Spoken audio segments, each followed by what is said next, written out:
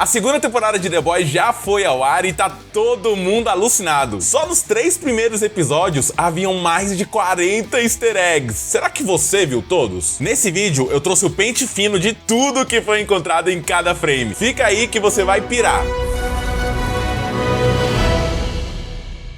Chama Nerd, meu nome é Glaudson e se você também tá no hype da segunda temporada de The Boys, essa hora é bem provável que já tenha visto os 3 primeiros episódios. Se ainda não viu, vale ressaltar que nesse vídeo você está entrando em território de spoiler, hein? Agora se você viu, mano, reparou a quantidade de detalhe de fundo que tinha? Apenas nesses 3 primeiros episódios haviam mais de 40 easter eggs, entre outras referências da cultura pop. Você conseguiu ver todos? Ficou ansioso pra saber quais são, né? Então nesse vídeo nós vamos passar por todos eles, nem pisca pra você não perder nenhum, hein? Yankee White. Stan Edgar diz que a Vault exige uma designação ultra secreta Yankee White para o composto V. Yankee White é o termo usado para um nível de autorização de segurança super alto dentro do governo dos Estados Unidos. Cone de silêncio. Edgar também usa a frase cone de silêncio, uma referência a um dispositivo fictício usado no romance Duna de Frank Herbert e também na série de espionagem dos anos 60 Get Smart. Black Noir e Kill Bill. Black Noir encontrando a criança depois de matar o super terrorista é uma referência a Kill Bill Volume 1, quando Beatrix encontra a filha de Copperhead após matá-la. Claro, uma Thurman numa cena com um bicho de pelúcia.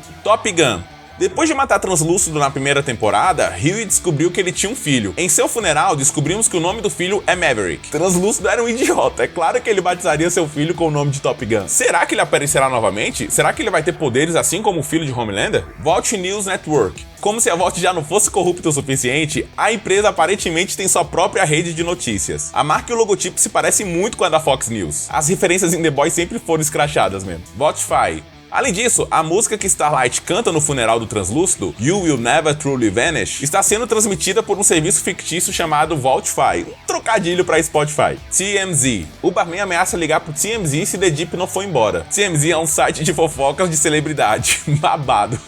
Cartazes na loja de penhores. Na loja de penhores, a câmera passa por alguns cartazes. Um é do filme Terminal Beauty 3, estrelado por Billie Zane e Pop Cloud, a namorada de A-Train na primeira temporada. O outro é de um produto feminino feito pela Vault com a marca da super-heroína Liberty, que terá outra referência nesses episódios. Loja de quadrinhos. A loja de penhores vende histórias em quadrinhos do set. Nos quadrinhos de Garth Ennis e Derek Robertson, no qual a série é baseada, Huey e Butcher encontram-se frequentemente com um personagem chamado The Legend, que vive nos fundos de uma loja de quadrinhos. Shockwave. A capa de Billy the Butcher do New York Post chama a atenção nessa cena, mas a última página traz algumas informações novas sobre Shockwave, o velocista rival de A-Train na primeira temporada, que obteve um novo recorde de velocidade enquanto A-Train estava incapacitado, e o jornal diz que há rumores que ele está em negociação para se juntar ao set, aparentemente como um substituto do A-Train. Então, assim como na capa, você não pode acreditar em tudo que lê. Igreja do Coletivo. Há também um pôster para a Igreja do Coletivo, o culto que Deep se junta nesses episódios. As suas imagens, como vimos no pôster e depois no livro, foram feitas para se parecerem com a capa do livro Dianética, de L. Ron Hubbard, que fundou a Cientologia em 1952,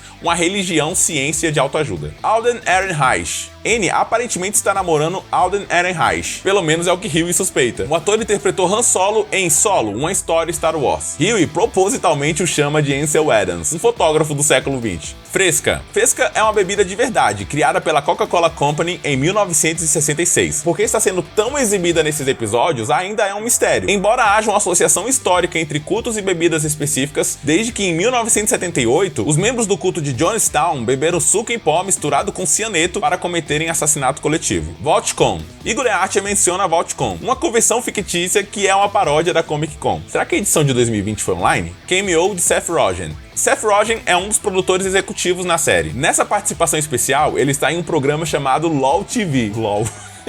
Para relembrar os papéis de Translúcido no cinema, incluindo Translúcido, Força Invisível 2. Chris Hansen. Em The Boys, Chris Hansen aparece apresentando o programa A Closer Look, mas em sua carreira ele apresentou o programa To Catch a Predator, no início dos anos 2000, no qual ele prendeu e confrontou predadores sexuais. Monsieur Charcutier et Petit Hugues. Frente usa esses apelidos para Butcher e Huey, que vem direto dos quadrinhos. O nome real de Mother's Milk. foi mencionado uma vez na primeira temporada, mas o nome real de Mother's Milk é na verdade Marvin T. Milk. A explicação para o apelido dele nos quadrinhos é interessante, na espera para ver como será a adaptação da série. French faz referências a líderes fictícios e reais ao discutir o porquê acredita que os The Boys precisam de Butcher. O tenente-coronel John Hannibal Smith, do A-Team, o ator de The Dirty Dozen Lee Marvin e o empresário dos Beatles Brian Epstein. Blind Spot. Blind Spot é uma invenção da série, não um personagem dos quadrinhos. Ele é uma paródia óbvia do Demolidor da Marvel. Eagle the Archer. As dúvidas de Eagle sobre o uso de arco e flecha em um ambiente moderno fazem referências aos mesmos questionamentos do herói da Marvel, Gavião Arqueiro, que usa um arco e flecha para lutar com supervilões e alienígenas. Nos quadrinhos, Eagle the Archer é um personagem completamente diferente que faz uma aparição breve durante a Segunda Guerra Mundial, Batman vs Superman. O programa de notícias apresenta vários easter eggs na barra lateral, incluindo referências aos G-Men, uma equipe de supes dos quadrinhos, Suato, outro sup dos quadrinhos, e Dawn of the Seven, uma paródia de Batman vs Superman, Dawn of Justice. Há também um outdoor gigante neste episódio quando os The Boys se encontram com Raynor, e no episódio 3, quando o roteirista da Vault faz a leitura do script fictício do filme. A propósito, tá curtindo o vídeo? Se tiver, a sua inscrição vai fazer muita diferença pro canal. Sério, ainda somos pequenos, mas eu sei que com você aqui podemos ir muito mais longe. Então quer ajudar? É só clicar aqui na marca d'água ou no botão de inscrição abaixo do vídeo e pronto, tá inscrito. De coração, muito obrigado, Deus lhe pague. Continuando. Inspirações de Huey. Huey sabe que não é nenhum Lee Marvin, mas acredita que pode ser um Harry Potter, talvez um John Connor de Exterminador do Futuro, ou aquela protagonista de Jogos Vorazes, Katniss. Ótimas referências da cultura pop, Pete Hughie. Live da Stormfront. A live da Stormfront está cheia de easter eggs. Os nomes dos seguidores que estão comentando trazem referências a The Legend e Jack from Jupiter, personagens dos quadrinhos, e também a Lamplighter, A-Train, Homelander, Rainha Maeve, Starlight, Shockwave, Popclaw e Ezekiel. Mas um usuário chamado MaveBeats WW42 pode ser uma referência ao próximo filme da DC, Mulher Maravilha 1984, já que 42 é metade de 84. Há também um comentário, Stormfront vai governar o set, que pode ser uma dica do que vem por aí. Criminal Minds. Stormfront aponta que o cara do exército é um ator que interpretou o funcionário do hotel número 2 em um episódio de Criminal Minds Beyond Borders chamado The Devil's Breath, que é um episódio que realmente existe, mas não se sabe se existe um funcionário do hotel número 2 nele. Pelo menos no IMDb não lista nenhum. Brincos da Stormfront. Stormfront usa brincos esportivos em formas de raio, um símbolo da SS nazista. Um dos comentários da live até fala a respeito. Nos quadrinhos, Stormfront é bem diferente, a começar que é um personagem homem nazista. John Cusack. Mother's Milk repreende Huey após seu discurso anterior, dizendo que ele não é nenhum John Cusack e não tem uma caixa de som boombox. Essa é uma referência ao filme Say Anything, de 1989, no qual o personagem de John Cusack segura uma caixa de som sobre a sua cabeça e toca a música In Your Eyes, de Peter Gabriel, um grande gesto romântico que se tornou um ícone. Congressista Neumann.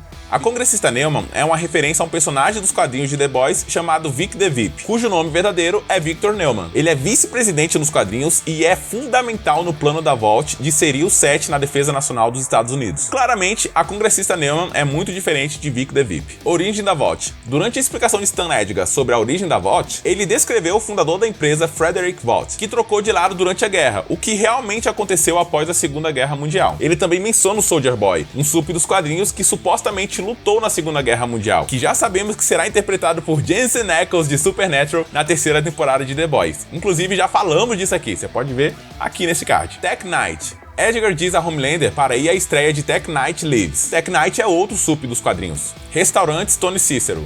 No flashback do episódio 2, após os eventos da primeira temporada, Butcher acorda no estacionamento de um restaurante Tony Cicero. Na primeira temporada, os The Boys mantiveram um translúcido refém nos fundos de um Tony Cicero. E há uma cena que Huey soca repetidamente a parede com o logotipo do restaurante. Funeral da Raynor. Butcher envia um arranjo comestível, um buquê moderno de frutas e chocolates para o funeral da Raynor. Essa é uma referência à primeira temporada, quando Raynor comenta que enviaria um para o funeral de Butcher. Butcher provavelmente está certo quando diz que Raynor teria adorado isso. As Guelras de Deep. Durante a Bad Trip de The Deep, suas Guelras são dubladas pelo ator e comediante Patton Oswalt. Meg Shaw. A Rainha Maeve revela nessa cena que seu nome verdadeiro é Meg Shaw, possivelmente um pseudônimo, já que não sabemos muito sobre seu passado. Botched. Quando Maeve diz a Helena que assistir Botched não faz de você uma especialista médica, ela está se referindo ao reality show que passa no Entertainment desde 2014. O programa segue dois médicos que corrigem cirurgias plásticas mal feitas. Nome verdadeiro do Deep. As Guelras também revelam o nome verdadeiro do Deep. Kevin, 12 anos como escravo. Maeve conta uma história da parte do Oscar do filme 12 anos como um escravo, em que um homem afro-americano nascido livre relata ter sido sequestrado e vendido como um escravo. Ponte do Brooklyn. O terrorista na loja de fantasias que Kimiko mata está olhando para uma foto da ponte do Brooklyn, provavelmente como um alvo de ataque. Nos quadrinhos, a ponte do Brooklyn foi destruída no 11 de setembro ao invés do World Trade Center, devido a uma intervenção do SET. A cena foi adaptada na primeira temporada, quando Homelander e Rainha Maeve não conseguiram salvar o avião sequestrado. Pippi Longstocking.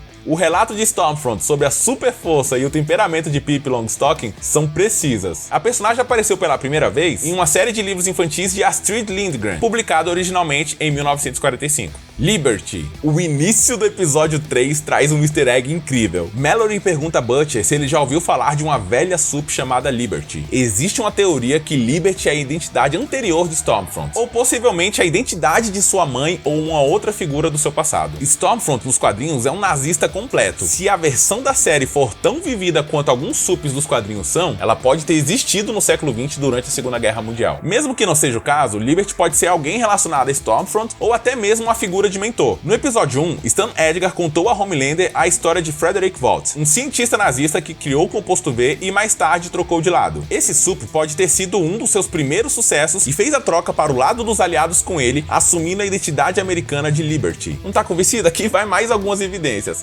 Stormfront tem o mesmo nome de um site neonazi de supremacia branca. O site foi criado na década de 90 e, de acordo com a Wikipedia, teve como base um sistema de quadro de mensagens dos anos 80. E esse sistema se chamava LibertyNet. Cara, até as cores de Stormfront e Liberty combinam. E vale lembrar que Edgar colocou pessoalmente na equipe. E aí, o que você acha? Saving America. Quando A-Train deixa a boate e entra na luz do sol, um ônibus passa com um anúncio da campanha de marketing que Homelander e Rainha Maeve estavam filmando no episódio 1, quando conheceram a Stormfront. Hans Zimmer e Hitchcock. A cena do storyboard do filme tem várias referências da cultura pop. O roteirista da Vault menciona Hans Zimmer, o icônico compositor de trilhas sonoras por trás de filmes como Gladiador, O Cavaleiro das Trevas e muitos outros. E também Lin-Manuel Miranda, criador do popular musical Hamilton, e que aparentemente quer fazer a voz do Translúcido. E quando Stormfront se refere às merdas desconhecidas de Hitchcock, ela está falando sobre o influente cineasta de terror do século XX, Alfred Hitchcock, cujo tratamento das personagens femininas foi criticado. A mensagem de Huey. Huey deixa uma mensagem para Starlight dizendo: "Nós conseguimos", se referindo à exposição da Vault e do composto V. Mais à frente no episódio, Homelander está à espreita nas sombras e Huey pergunta a Starlight se ela recebeu a sua mensagem. Eita, mano. Sem dúvidas, Homelander juntará os pontos e Starlight estará ferrada.